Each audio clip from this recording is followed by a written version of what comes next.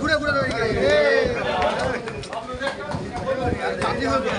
Secretary জায়গাটা বড় করো, জায়গাটা বড় করো না।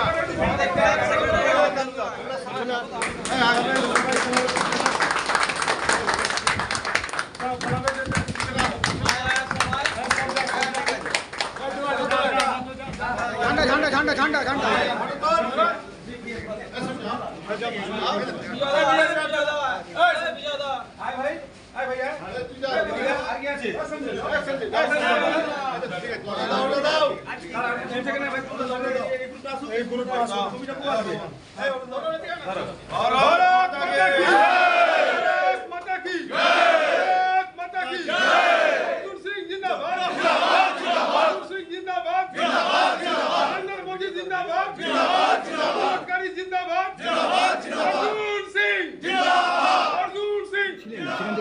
বামপন্থী রাজত্ব দেখেছি 34 বছর, তারপর 13 বছর ধরে আমরা তৃণমূলের গুন্ডারাজ দেখলাম আসতে। আর এমনি আমরা দাদাদের সাথেই ছিলাম, দাদার সাথেই আছি। আমরা পরিবর্তন তো চাই।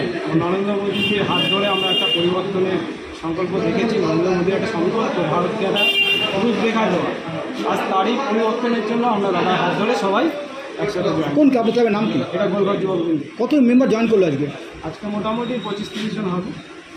25-30। আপনার নাম? আমার নাম অসীম দাস, ভাটপাড়া সোশ্যাল মিডিয়া।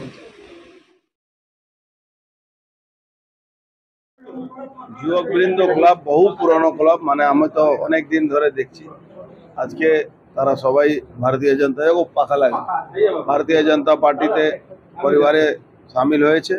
আমরা সবাই খুব খুশি, একসঙ্গে মিলে আমরা কাজ করব সমাজের জন্য, এই এরিয়ার জন্য, এই এলাকার জন্য।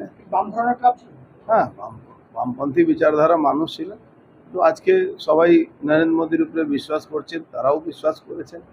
আর সঙ্গে সঙ্গে আমরা একসঙ্গে হয়তো বামপন্থী করেছি, কিন্তু এই ক্লাবের প্রত্যেকটা সদস্যর সঙ্গে কোনোদিন আমাদের কোনো সম্পর্ক কারোর সঙ্গে খারাপ নেই। তো আমার মনে হচ্ছে আমাদের কাজ করতে কোনো অসুবিধাও হবে। পুরো বাংলায় ভাঙন ধরেছে, দেখুন না আগে আসতে হচ্ছে কি। অভিষেক ব্যানার্জি ইসি মতনই মিথ্যা কথা বলে, ওর মতো মিথ্যা কথা বলার লোক পাবেন না। যে লোকটা শেখ শাহজাহান মতন একটা অপরাধীকে বলে, কি শিবু হাজরা মতন একজন অপরাধীকে বলে ও কি দোষ করেছে, তো তার মুখ থেকে এইসব কথাই শুনতে হবে।